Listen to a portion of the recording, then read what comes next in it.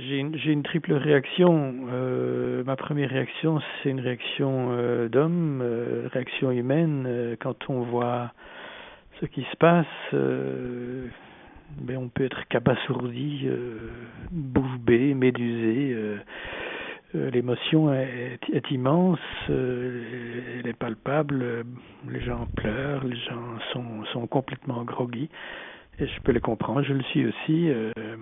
Donc ça, c'est une première action, je dirais, humaine. La seconde, c'est une réaction citoyenne. Les chrétiens doivent être citoyens. Et nous devons faire confiance à ceux qui ont la responsabilité du maintien de l'ordre et ne pas commencer à entrer dans des polémiques stériles, y accuser les uns plutôt que les autres. On doit être solidaire de notre société et de ceux qu'on mandate pour y maintenir l'ordre. Donc ça, c'est essentiel pour moi aussi. Et ce tertio, c'est évidemment la réaction des chrétiens avec cette coïncidence presque mystérieuse que nous vivons ça en pleine semaine sainte.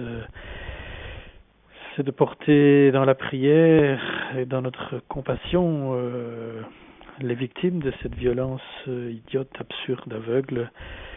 Les victimes, leurs familles doivent être, ces familles doivent être affligées, terrorisées.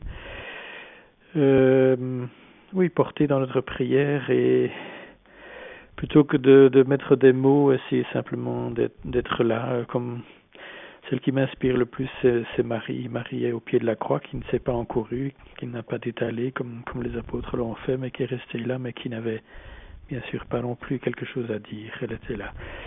C'est la présence de l'Église, l'invitation que l'Église soit présente là où la souffrance se manifeste.